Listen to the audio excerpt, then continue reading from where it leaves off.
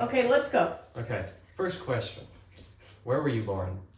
I was born on April 6, 1956 in Gary, Indiana. What hospital? Mercy. What room? Have no idea. My birth certificate is handwritten. Can we see it? Not right now. Let's move along. Who are your parents? Tom and Cecily Mannion. How'd they meet?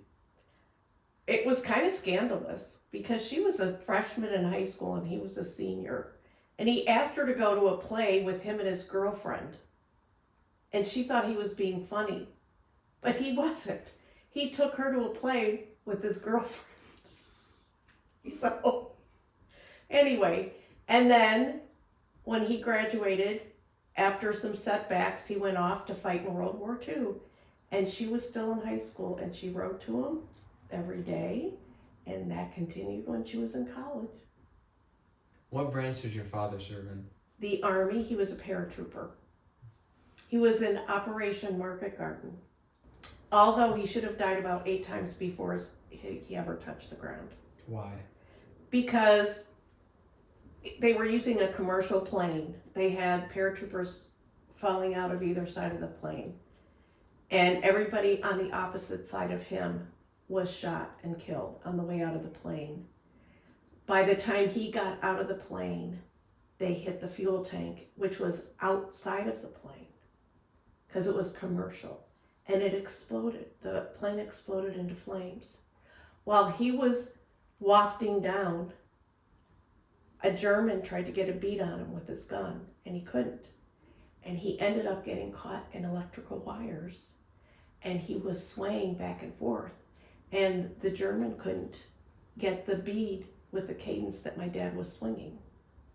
And then he cut his parachute, dropped to the ground, and saw another man on the ground further ahead, crawled forward, and somebody grabbed him by his parachute pack on his back and pulled him. And as the person did that, a glider flew over my father's head to deliver food. So he should have literally died 8 times. And that was his last jump before he got to the ground. So he had his outlook on life was every day after that was a gift. Any other stories that you'd like to tell us about your parents? My father was born in 1921. He was the oldest of 5 children. And when his mother delivered his younger sister at home, she died. She was 29 years old. So the kids, and then his father died shortly thereafter. And there were 4 siblings younger than he was, and they were all girls. And the 4 older kids went to one relative, and the baby went to another relative. And that's how they were raised. And he used to get in a lot of trouble. He claimed he had jug in grade school at St. Mark's School in Glen Park, Indiana, crawled out the window to get out of jug, ran home, and the nun was waiting in front of his house and dragged him back to school. He was quite a character. What about your mother? My mother is the middle of 3 girls, born in Gary, Indiana. Graduated from Mount Mary College in 1947 and taught high school English. So you take after your mother? I tried not to. My first career was not doing that. I went back to school to do it. Yeah, I think it's in the DNA. What was your first career?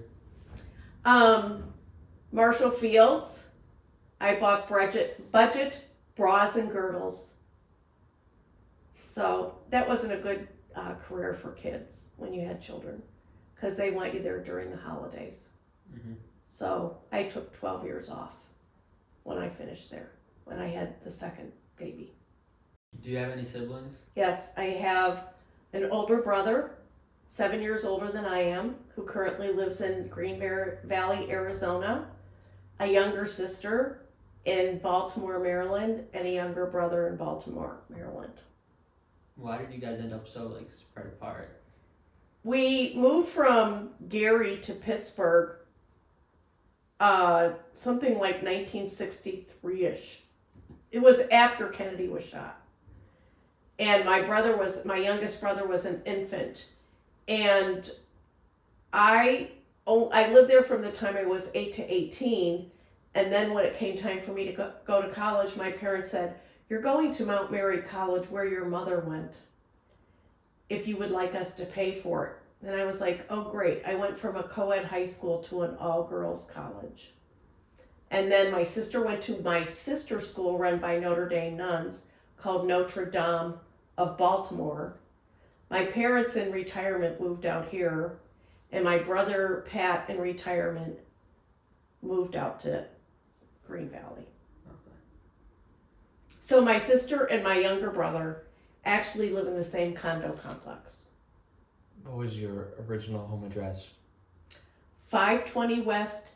The one that I can remember, there was another one, but I was pretty young when we moved. 520 West, 56th Place, Maryville, Indiana. Was it a nice house? It was a very small ranch house with 3 bedrooms, an unfinished basement, a huge backyard with a swing set, and one TV in the living room. It was fine. And we could ride our bikes around on rainy days in the basement. It was really big. And my dad painted hopscotch for us down there. What are your favorite childhood memories? It's very odd because I don't still live in the place where I experienced my childhood, either place. So I remember when we moved to Pittsburgh from Gary into our new house, we had a cliff behind our house. So the whole terrain was different. The Midwest is so flat, and we used to like go down and play in the forest, and there was a creek, and we'd be down there all day. And then they built that up into a neighborhood. Sledding there was so fun because we actually went across the street, up the hill, and took the sled down that hill, down the hill, across the street, and down our hill and down our cliff. Did you ever almost get hit by a car? No, because it was a cul-de-sac. Oh. There wasn't a lot of traffic. We probably had somebody watching the street so that nobody got hurt. But the other thing I remember is when we went back there, all of our vacations consisted of the 6 of us piling into our unair-conditioned car and driving like the 500 miles from Pittsburgh back to Gary to see relatives. And I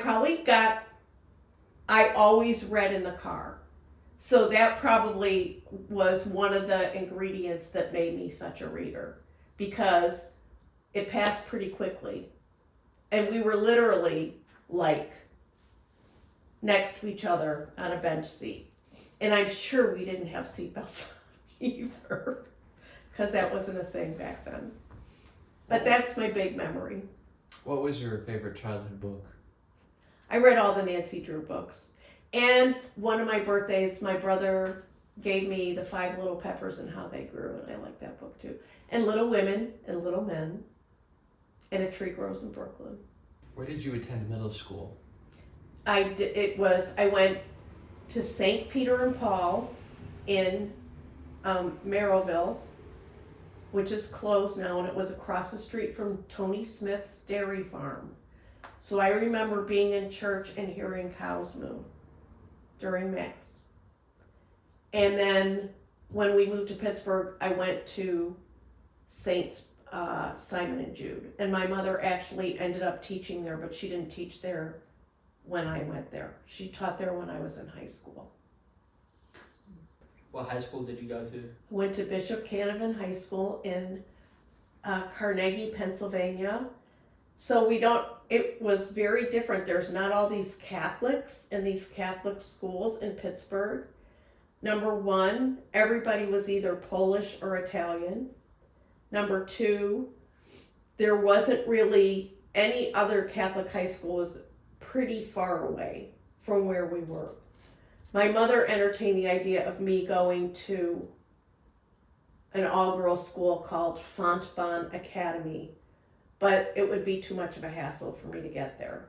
And I took the bus until senior year, and I drove the family Cadillac to school with the fins and everything. And I think we got 4 miles to the gallon of gas, but gas was 29 or 39 cents a gallon back then. So.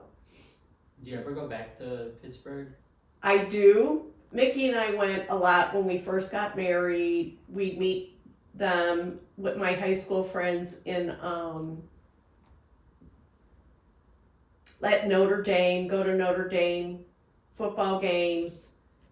We went out there a couple times for like 30th birthdays or 40th birthdays. And I actually last night made plans to go to my I made my plane reservations to go to my 50th high school reunion. When's that? September 21st. Do you have any other high school memories? I was pretty low profile in high school. I got a job at Whitman's Pharmacy when I was like a freshman, and I wore a white nurse's dress because it was a pharmacy. And then the dentist upstairs poached me, and I worked for him. And I left school, like I had a schedule so that I left school early so that I could work from like 2 to 7 at the dentist's office. So I really wasn't around much. And what else? We didn't have I think the only girls' sports we had were basketball. I didn't know girls played volleyball till I moved here. Had no clue. And I got mono really badly senior year, and I missed so many days of school, I thought that I was not going to graduate. So, yeah. College, at the all-girls school, I kind of branched out more. Where did you go to college and what did you study? I went to Mount Mary, now it's a university in Wauwatosa, Wisconsin, run by Notre Dame nuns, and I studied business administration with a minor in American Lit, which, by the way, I've never taught. Why not? I never taught juniors. That's a junior class. Why did you get that degree? I got the business degree because I wanted to be a buyer in a department store.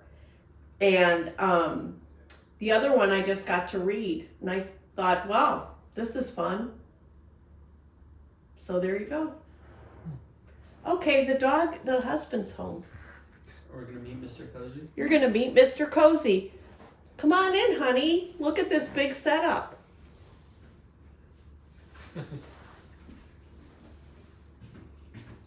Look at this, yeah. Yeah. Hello, Mr. Cozzie. Hello. Don't get up. Anthony, look at them, how they're dressed. This Yeah, is Anthony very nice. Vitellaro, and that's Nice to meet you. Philip Haddad. Okay. And this is Claire. Claire, okay. Claire Anthony's Vitellaro. sister. Anthony's sister. Okay. So we're just, it took us 25 minutes to set up.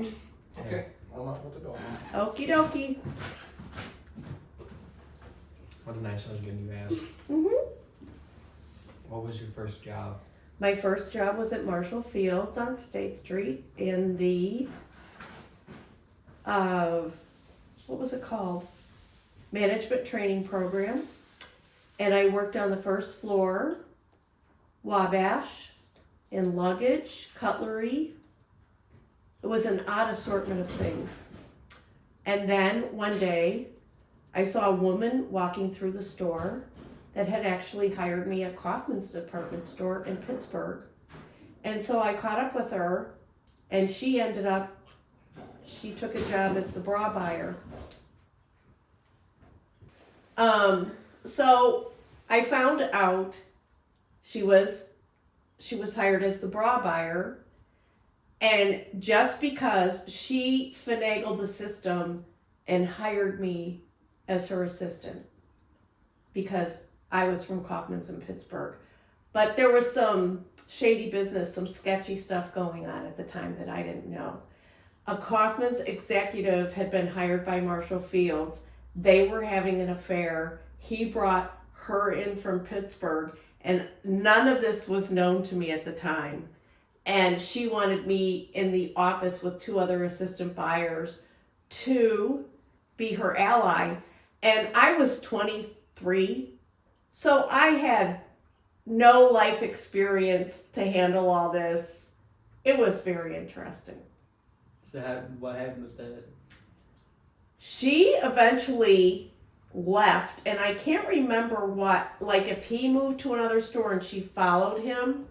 And she was married at the time, and her husband was working at U.S. Steel, I believe, because a lot of people work for them. My dad worked for them. And then they hired another buyer, and she was great. So I learned a lot from her. The first one I did not learn a lot from because she had never been a buyer before, and that was a huge department to buy for without any experience. Where did you go after that?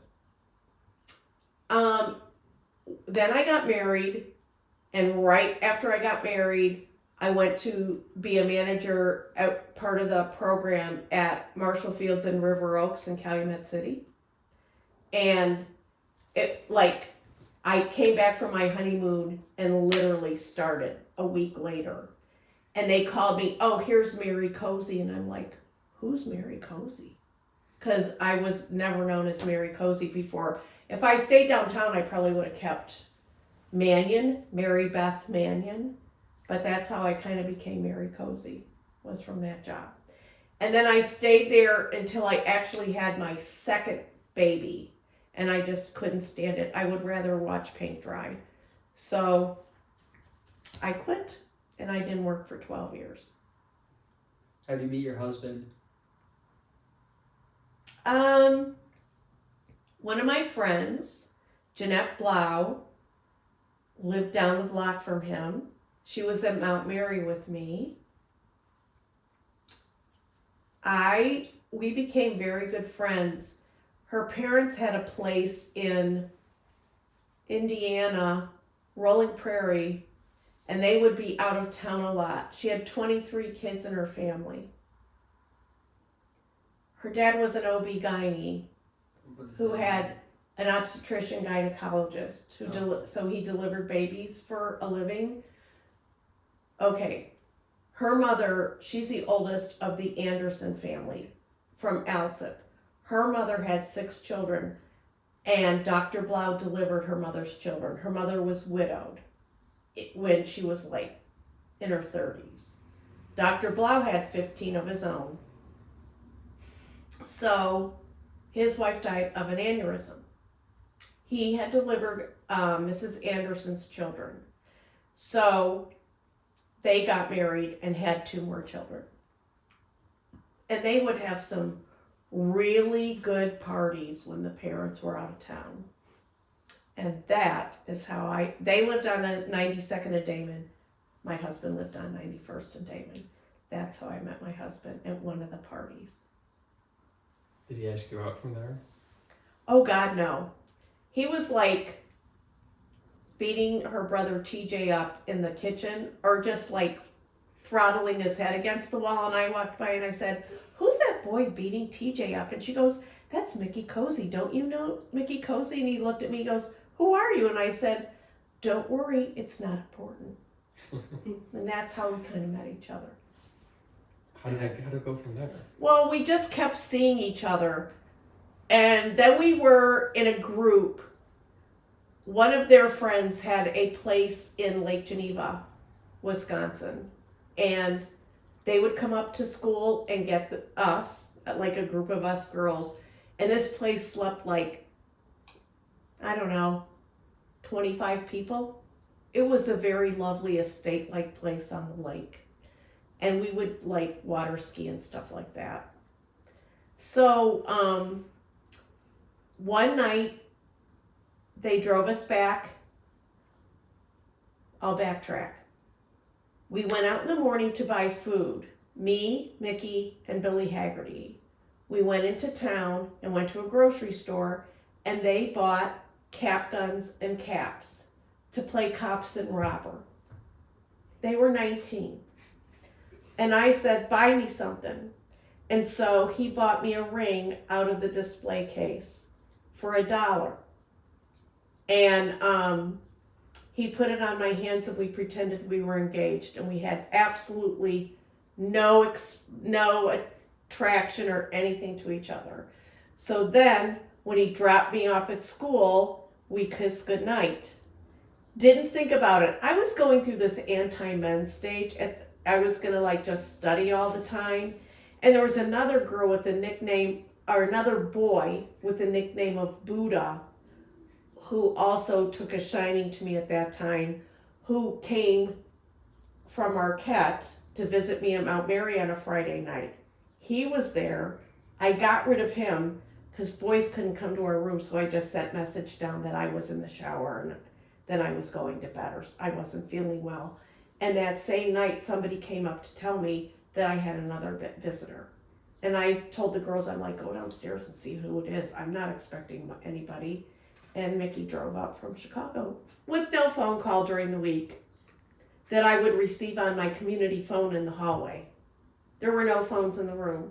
We had phones in the hallway, and you had phone duty like twice a semester to answer 3 West to answer the phone. So that's how we got together. You must have really liked that kiss. He must have. He must have. So we dated all through college, and then I moved here when I graduated to work at Marshall Fields. So I think we got married 3 years later. Where'd you get married? St. Barnabas. Big wedding? No. I think we invited 150 and 140 came. I don't think that's real big, do you? No. I've never been married. What? I've never been married, I wouldn't know. Oh, and we just had our 43rd anniversary. Congratulations. Thank you. You gonna say anything? Congratulations also. What? Okay. How many kids do you have? Not did. You still have? I have 3 sons. Bill just turned 40. He has 3 sons. He lives in Pennsylvania. Andrew is 37. He has Charlie and Grace. They live in the Grange. And Mike is 34. And he's single and he lives in Wicker Park. You don't have any daughters? No daughters. 1 granddaughter. 4 grandsons. And finally a granddaughter. So she's not spoiled or anything. Isn't that the sick one? Or no? Mm-hmm. Yep, that's Gracie. How do you end up at Marist? After 12 years, I actually got bored because my kids were in school. I was very happy to be home during that time though. So I went to work for our best man's. They owned a company. And it was technical sales. And I worked in the office doing the accounting. And that's really when I learned to work a computer. Because I kind of left the workforce. I left River Oaks when I had the second baby, when I had Andrew. And we had just gotten a fax machine at River Oaks. So I really went to Finn and Conway, and that's when I got experience on computers. And I worked there. I really liked it. I replaced this woman that retired. I cleaned up a mess, and I felt very good. But then I was like, this isn't doing it for me. I'm going to an industrial park every day. I just wasn't, there was no, I don't know, it wasn't fulfilling in any way. And I didn't want to go back to business. So here's somebody that's in their 40s who, like, the business world wasn't going to be really, because the technological revolution happened while I took my 12 years off. And so I had friends that were going into teaching, and I was just like, I am not going into teaching. I don't even like kids. So there's no way I'm going to go into teaching. And then my sister and about 10 other women that I knew got breast cancer. And I remember I flew out to Baltimore to accompany Susie to a chemo treatment, came back and thought, life is too short, I'm changing my life. So I quit my job. I literally went from the airport to work and gave 2 weeks notice. And then 9/11 happened. I'm not kidding you. 9/11 happened, and I sat home and watched the war for a few months after the Twin Towers got bombed. So I was like, what am I going to do? What am I going to do? And I had a good friend in the neighborhood whose husband was a superintendent in the Argo School District. And he said, Mary, I really think you should think about teaching. I think that you would be good at it. And I felt like he was valid. And so I was like, okay. So I went back to school, and then I student taught at Marist. I didn't want to student teach at Marist. I wanted to teach at Macaulay because my husband had been, his company folded, and I wanted to, the brokerage firm that he worked for when he was down on the options floor, and I wanted to get paid for my student teaching, and I had been a permanent sub at Macaulay in the English department, although I really couldn't see myself teaching all women. I could see myself teaching all men because I had 3 at home, and I was very used to that, but I couldn't see myself being in an all-girls school. And so I always say I was dragged to Marist kicking and screaming. What year did you start? This is my 20th year. So I student taught in 03. A teacher left in the middle after my student teaching was done, so they hired myself and Dean O'Neill to take over this teacher's classes, and we were in the right place at the right time because I was an old woman who was teaching English and didn't coach any sports. So I'm a dime a dozen. I'm totally aware of that. And I was just in the right place at the right time. And then they called me back to take over. Then they hired me to keep teaching English because the enrollment kept getting bigger. When I was there, I think the girls had started maybe a year before I got there or something like that. Was it always English 2 honors that you taught? No. I taught English 1 Marcelin for 11 years. I taught with English 2 academic. And I really liked it because it was World Lit, and I really like World Lit. And then I taught Coach Phelan when I taught English 2 academic. And I taught Mr. Cray. I student taught Mr. Cray. I student taught seniors. And then I also taught English 2 Marcelin. Then I got English 2 honors, Expo Comp to seniors, English 4 Marcelin, and this year English 4 honors. So I've taught every year but junior. American Lit. What made you retire? So I wanted to see more family, and I didn't want to correct papers anymore. I thought it was more important. My daughter-in-law in Pennsylvania is having back surgery on the 24th of this month, so I'm going to be going out there July 2nd to help out there because she'll be on her back for 3 weeks after that. So I just want to be available with the family more. Okay, next question. What was your favorite class that you taught? I don't want to say favorite anything, but there's very memorable ones that were a lot of fun.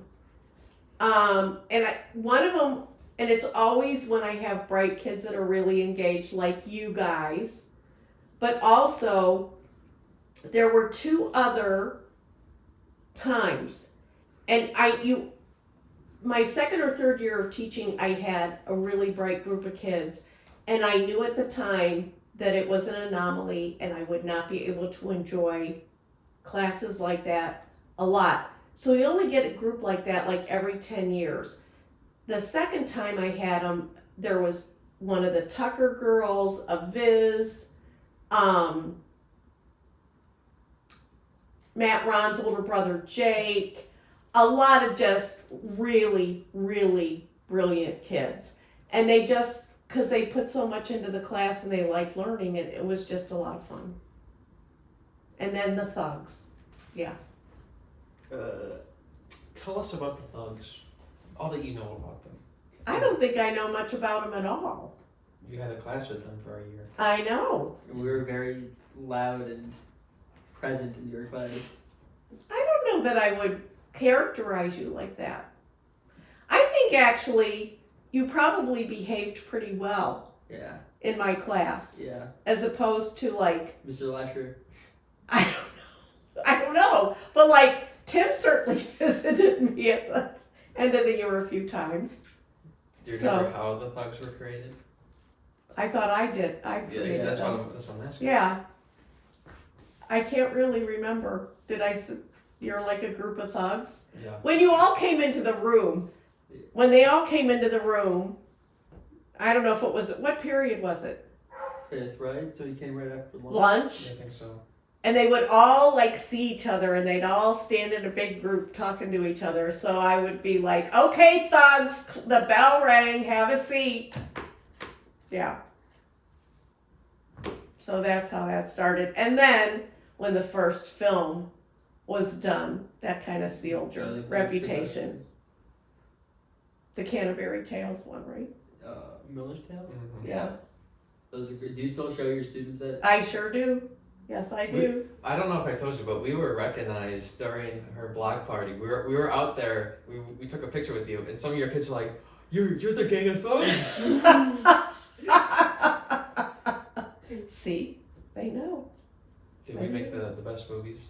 Yes, for sure. For sure, for sure. No one Yes. else puts that much effort? No, not at 10 all. hours of editing? What? So how did you become the jug mistress? Very early on, Beth O'Neill and I started at the same time. And within a year, she became Dean of Discipline. And she was doing jug. And I can't remember why, but I can remember being in the room and she was busy doing other dean stuff. She got a lot of work piled on her when she first started. And I can remember going in there and the place was up for grabs. And I was like, Beth, this is kind of crazy. Why don't you, this isn't working. Like, there's no order in there. People are talking about getting jug at the same time so that they could have fun together. Like, this is just not working. And she was like, okay, do you want to do it? And I'm like, sure. And it worked out well because I didn't coach anything. So when I first started doing it, a lot more people got jug, and it was in the theater. Really? Yes, before they remodeled the theater. Because after they remodeled the theater, they wouldn't let jug be in there, which was a good idea, because God only knows what would have happened. So, and sometimes we've had to have 2 rooms of jug, depending, usually at the end of the year, because seniors can't go to prom unless they serve their jugs. And so they get serious about it. So that's how I became the jug mistress. What are some of your favorite stories from jug? They probably don't have a lot to do with jug. There was a kid that was in jug because he was late every day, and his name was Zeke Stevens. And I think he applied to Morehouse. And he asked me, I didn't teach him, he asked me to help him with letters so he could get scholarships. That kid wrote letters every day to get scholarships. I've never seen anybody so focused and so intent on doing this. He was such a great networker. I helped him write the letters. He ended up getting so many scholarships that he had money in the bank when freshman year was over. So he would work on those in jug. And I never had him from English. And then he would say, because they'd always, you know how they ask you different questions. And he'd say, I figured out I can just massage it a little and then use the same thing for every essay, just put the focus on what they're asking for. So it was just really a cool thing to see them grow up like that. What are some plans you have for retirement?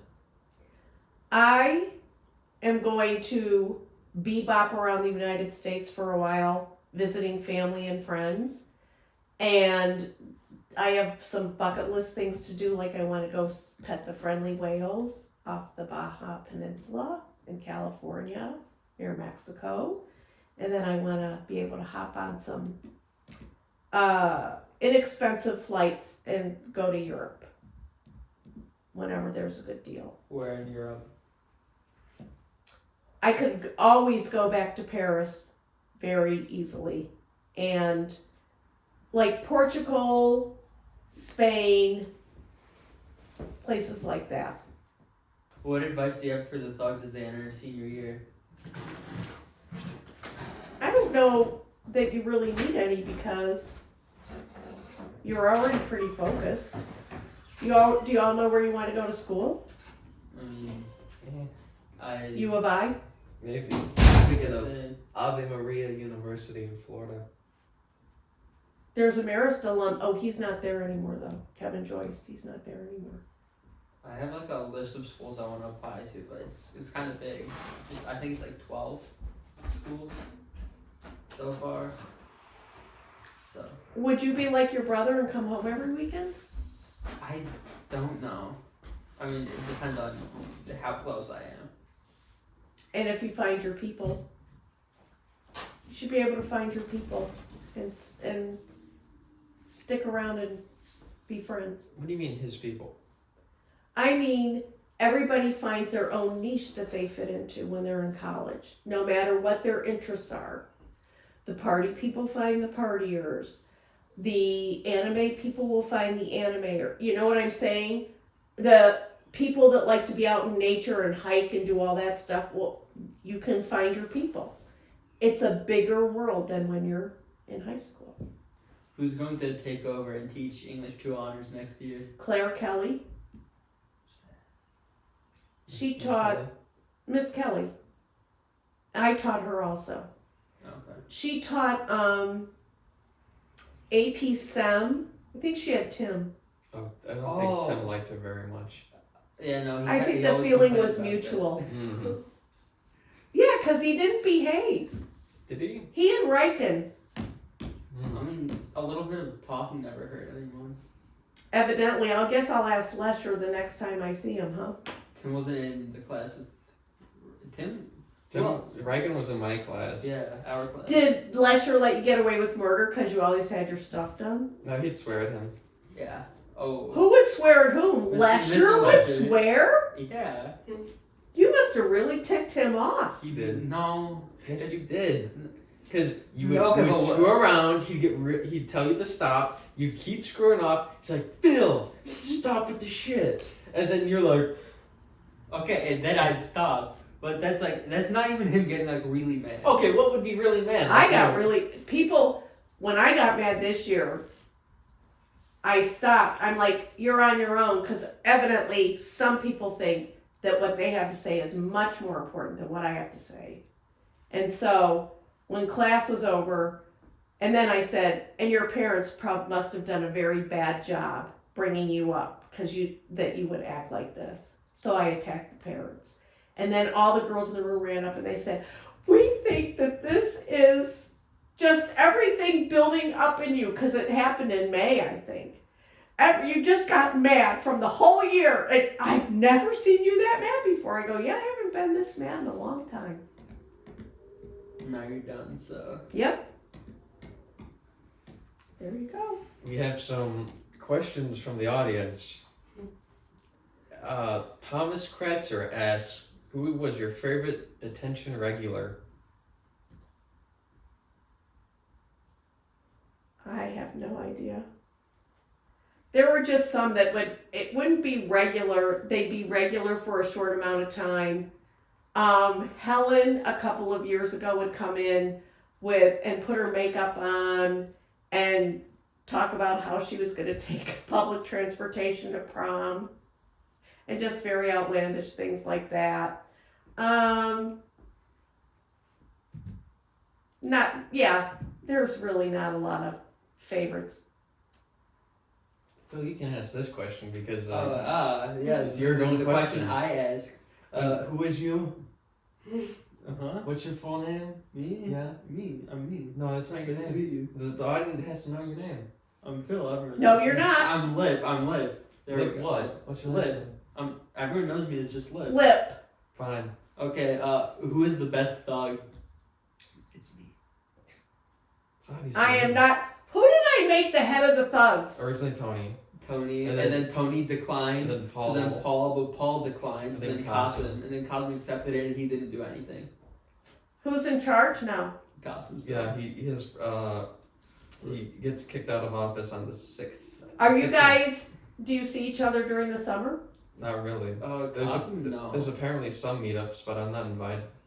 That's because you're not in the group chat. Which one? Oh, Snapchat. Yeah, I have that. I have Snapchat. I get invited, but it just never aligns with my schedule. Like to do what? Tim had a pool party at his house When? last week. You are looking a bit pale. You should probably get out in the sun. more. Yeah. You can ask this one too. Okay, Roman Vucinic asks, who's your favorite dog? All of them. All of them? Yeah, that's what you're gonna get. Thank All you. of them.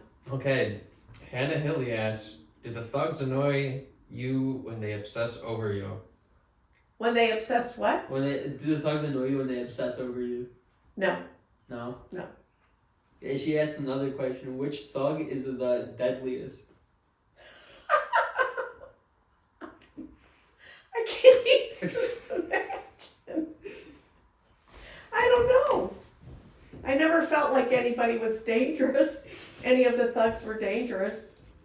I think somebody's trying to be a little intimidating now by sitting up straighter but yeah, I don't think they're dangerous. You don't think any of us could hurt anyone? No. I think Cody could.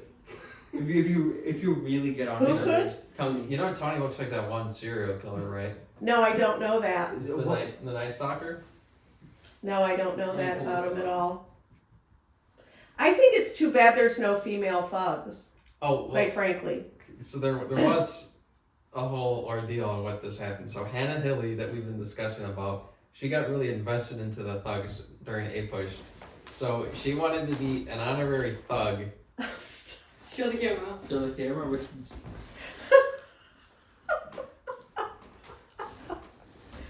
Yes. So she wanted to be an honorary thug along with this girl named Cam, this redhead Cam.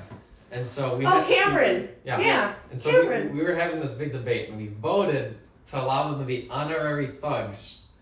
But this was before we had the Gang of Thugs Constitution. So that's why we needed. Did you write them out in the Constitution? No, because they're not an original thug. Only the original thugs are mentioned. Okay. So then anyway, there's a Qasim, process now to Yeah. make them. Qasim became king, and they asked to be thug princesses, and he said sure. And Okay, Qasim. That's a good plan. So we are more diverse than you think. Good. Too bad we didn't have some more representation on the couch today, on the interview couch. We'll get that next time. Okay. Adam Reif asked, "Are you freaky?" Yes, I like to get my freak on. I don't know what that means, but what the heck? Okay, final question. Riken Ziemba asks, how... Okay. How much skibbity riz could Kai Cenat good if Livy done chucked baby Gronk in Ohio? Translate. I mean, there's nothing to translate. You're the English teacher. You should know what these words mean. Yeah, he was so clear when he said them. Okay. How much skibbity riz could Kai Cenat good if Livy done chucked baby Gronk in Ohio? Just a little. Okay. Your question started with how much, and my answer is just a little. That's all I can give you. Well, that's all of our questions. It's been a pleasant interview. Oh, it's been a pleasure, and I'm sorry you were so hungry and I wasn't prepared for your hunger. Any closing statements, Phil? Thank you. Thank you for coming. Mm-hmm. And, you know, darkening up the room to properly light We have it. to look our best.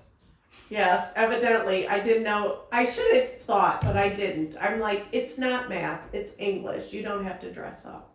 But we didn't. Since we're so informal these days with English.